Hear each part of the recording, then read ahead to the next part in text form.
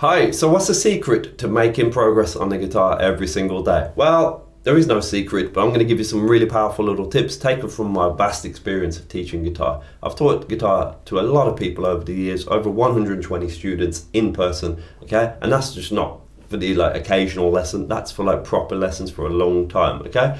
I've done it in pairs of people, where I teach two people at the same time, groups, schools, individuals, and I've done a hell of a lot teaching online, okay? But I'll always remember this one student called John. He was a really smart guy, lovely guy, nearly retired. He was an engineer, very successful, but he'd been trying guitar throughout his whole life, okay? He was a massive Bob Dylan fan and used to talk about how he loved Bob Dylan, grew up listening to Bob Dylan's music, and he even got me even more into Bob Dylan and a few of his rarer albums. So I really enjoyed teaching John, but the very first thing he talked about was just how he tried playing all these songs by Bob Dylan and other people over the decades, and he just couldn't get them to sound like the songs, okay? But immediately it was clear to me there was a lot of technical issues. He would play stuff it would be, chords would look like this straight away. That was the first thing I noticed. So within 1 second, I was like, okay, we need to fix your technique. But he was also actually playing in this style as well. Very hunched over, like that. Okay, I tried to get John to play in the classical position because I prefer students to do that. And this was very early on in my teaching career, by the way. But I realised, he'd played for 40 or 50 years or something. And really, the change of positions was quite difficult. So the very first thing I did was just say, John, what you got to do is just relax. He was pressing so hard. There was tension in his face, sweat almost pouring from his head, and his shoulder was just tense. He wasn't breathing. Everything was just rigid. Chord changes were horrible. And there was a lot of different things going on, okay, that most people don't realise. And if you struggle too, you may struggle with some of these. I'm going to give you some tips as we go through exactly on how to fix this sort of stuff.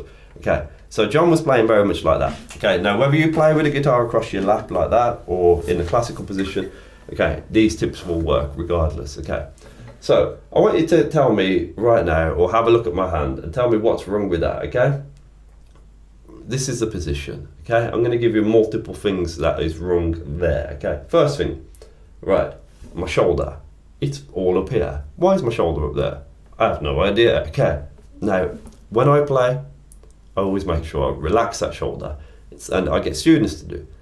In fact, one of the first things I do with students, if I see a tense shoulder like that, I point it out, highlight it, and I get them to tense the shoulder even more, and then just relax it, and let that arm go heavy. Okay? Look at my shoulder position now. It's not up there. It's not like I'm Uncle Fester from the Addams Family. Okay? It's relaxed. So you want to relax that shoulder and let your arm go heavy. Take a few nice deep breaths to relax yourself, okay? It's very important that. And then get in that position. But still, there's other things wrong there as well, okay? The obvious one you might think, well, Dan, your thumb is all the way over there and that's not a good position to be in. No, because what happens when the thumb's up there, my hand is touching the neck, okay? And that means my fingers get collapsed. So when you strum a chord, the notes are dead. Boom, not good, okay? So you want to get the thumb further back. There is no exact position. It differs for everybody in their hand size, the thumb size, the neck of the guitar, etc. But you do want your thumb to be round the back and flat, okay? You don't want it hooked like that, you want it flat. And that straight away allows me to get on my fingertips, which is better. But still, there's other things wrong there as well.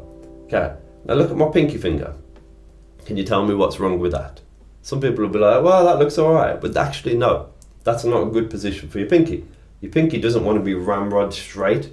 I always joke about, is it Full Metal Jacket, the sergeant, that Stanley Kubrick war film from Vietnam where you got the sergeant and he's just all ramrod straight and he's just really horrible. You don't want your finger to be like that sergeant major. You want it to be relaxed. Almost like a hippie, just nice and chill, okay?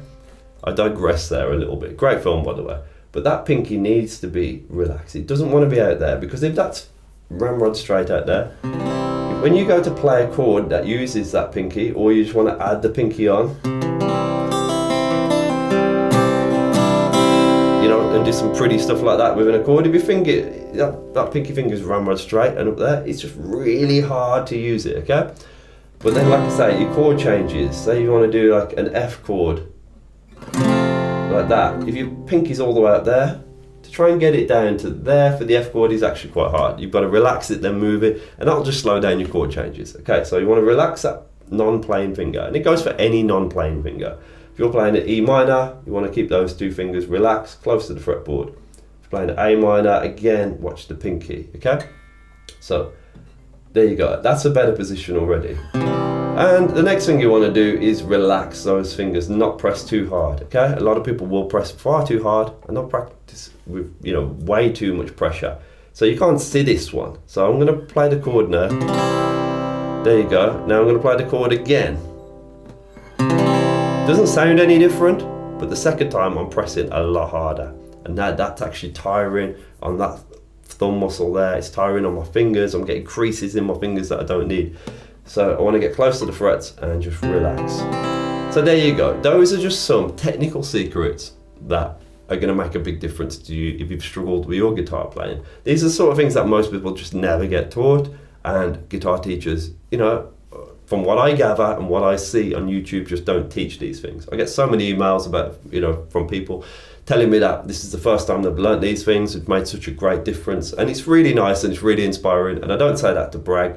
I just say it because it's so important. And I'll always preach the importance of good core fundamental technique. This is absolutely crucial for your playing. It's crucial to everything you do. The way you sit with the guitar, the way you hold your body, the way you touch the guitar, the way you even touch a string makes such a difference. There's so many little subtle things that make a huge difference in the world of guitar playing.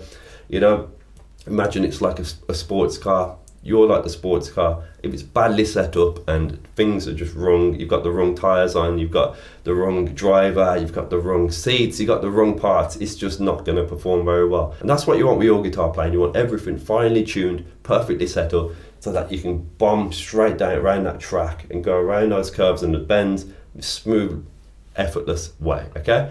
That's what it should all be about, fine-tuning every detail, because this is affecting everything you do, every song, every movement, every chord, okay? So I can't preach this enough, it's super important. I hope that was helpful. If you did find that useful, go to fingerstyle101.com/secrets, and you're gonna find some really cool stuff there, a really powerful little Kickstarter course that's gonna help you with some of the other core fundamentals that most people miss, okay? It's absolutely essential for anybody who's struggled with guitar playing. Right, so I hope you enjoyed that. If you want more help from me on YouTube, check out this video here and I'm going to give it to you. Right, thanks so much. Cheers. Bye-bye.